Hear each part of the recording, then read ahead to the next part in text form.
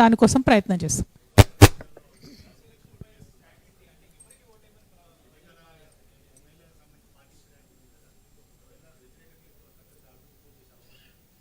అంటే ప్రధానంగా ఒకటండి, అసలు లోకల్ బాడీ ఎన్నికలు ఎప్పుడు వస్తాయన్న విషయం ఎవరికి అర్థమవుతలేదు.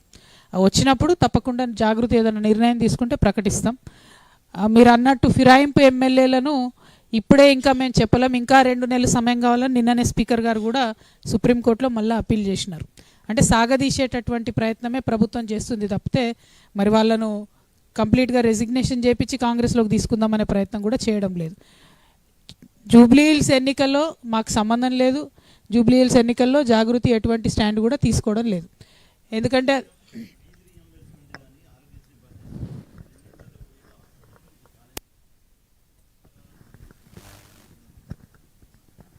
డెఫినెట్గా అండి, ఫీ రియంబర్స్మెంట్ మీద మీరు చూసుంటారు. నేను ఒక్కదాన్నే కౌన్సిల్లో బలంగా నిలదీస్తే సీఎం గారు నేను ఎవ్రీ మంత్ పే చేస్తాం ఫీ రియంబర్స్మెంట్ అని మాట ఇచ్చిండ్రు.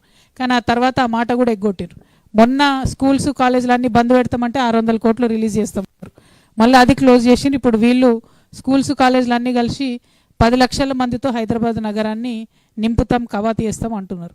అట్లాంటిది ఏదన్నా ఉంటే తెలంగాణ జాగృతి ముందు వరుసలో ఉంటుంది. ఈ స్కూల్స్, బడ్జెట్ స్కూల్స్, కాలేజెస్ మూతపడకుండా మా వంతు ప్రయత్నం మేము చేస్తాం.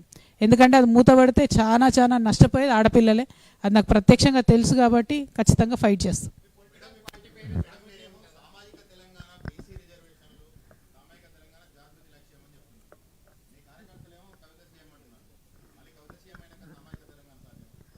ఇప్పుడు 23 మంది సీఎంలు అయినరా ఆంధ్రప్రదేశ్ రాష్ట్రానికి. ఒక్క మహిళ సీఎం కాలే, ఒక్క బీసీ సీఎం కాలే, ఒక ఎస్సీ సీఎం కాలే. సామాజిక న్యాయం అనేది నేను అడిగేది ఒకటే, ఎవరెవరికైతే అవకాశాలు రాలేదో అందరికీ రావాలి 100%. ఈడ ఇప్పుడు ఎలక్షన్ ఏడొచ్చినా నీ లొల్లిపడగాను, మా వాళ్ళు ఏదో ప్రేమతో అంటారు.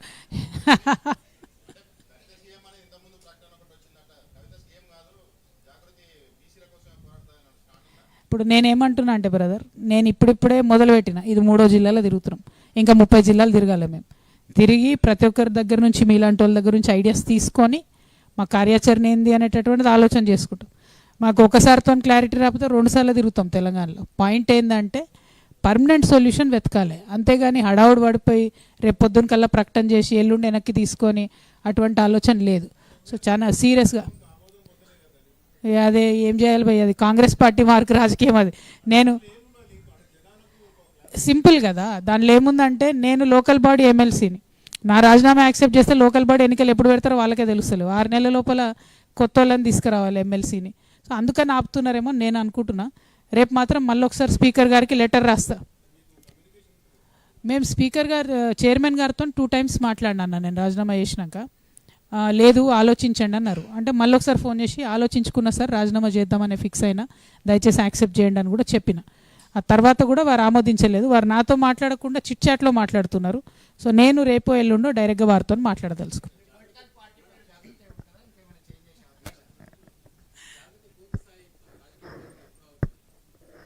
ఇంకా ఏమనుకోలేనా, ఇంకా ఒక్కసారి మొత్తం తెలంగాణ అంతా జనంబాట కార్యక్రమం పూర్తయిన తర్వాత డెఫినెట్గా మీ అందరితో మళ్ళీ కూడా ఆలోచన చేసి డంకా బజాయించి అప్పుడు ప్రకటన చేస్తాం అటువంటి నిర్ణయం ఉంటే. థ్యాంక్ యూ అన్న. మా మాజీ సహచరుల బీఆర్ఎస్ వాళ్ళని ఫస్ట్లో అట్లే అంటారు. ఫస్ట్ కేసీఆర్ సార్ పార్టీ పెట్టినప్పుడు కూడా అందరు అదే అన్నారు, వీళ్ళ బాణమని వాళ్ళు అంటారు, వాళ్ళ బాణమని వీళ్ళు అంటారు, అవన్నీ నడుస్తూనే ఉంటాయి. మేము వేళ్ళు అనుకునేదాకా ఈ విమర్శలు వస్తుంటాయి. నేను తెలంగాణ ప్రజల బాణం అన్నా, నాదేముంటుంది, నా సింపుల్ లాజిక్ అది. థ్యాంక్ యూ అన్న, థ్యాంక్ యూ. జై తెలంగాణ.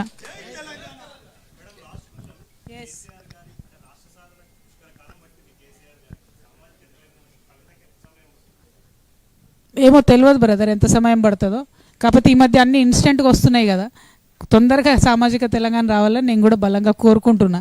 బీసీ రిజర్వేషన్ బిల్లు కానీ ముందు తొందరగా 2026లోనే వాళ్ళు కులగన్న చేస్తామంటారు కదా, సో వెంటనే బీసీ బిల్లు కూడా పాస్ అయితే చాలా సంతోషం.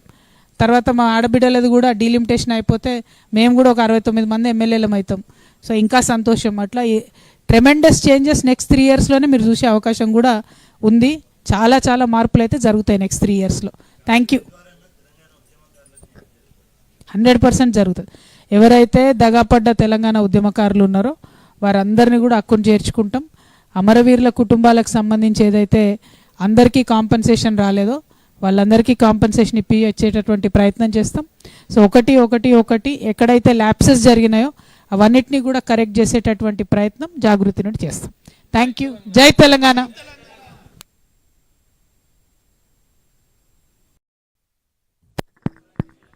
మిగిలి ఉన్నాయి ఈ జిల్లాలో ఉండేటటువంటి అన్ని సమస్యలపైన ఒక అవగాహన తెచ్చుకోవడానికి వీలైనంత మంది ప్రజలతోని ఆయా సంఘాల నాయకులతోని సమస్యాత్మకంగా ఉండేటటువంటి అంశాల దగ్గరికి స్వయంగా వెళ్ళడం, మన దగ్గరకు వచ్చి సమస్యలు చెప్పుకునే పరిస్థితిలో ఉన్న వాళ్ళందరినీ కలిసేటటువంటి ప్రయత్నం చేస్తూ జాగృతి సాగిస్తున్న జనంబాట కార్యక్రమంలో మరి 3వ జిల్లా చాలా అద్భుతంగా ప్రజలందరి దగ్గర నుంచి కూడా మంచి స్పందన వస్తూ ఉన్నది. ఎక్కడికి వెళ్ళినా ఒకటే మాట వినిపిస్తూ ఉన్నది, మీరు సామాజిక తెలంగాణ అని ఏదైతే అంటూ ఉన్నారో ఆ సామాజిక తెలంగాణ సాధనలో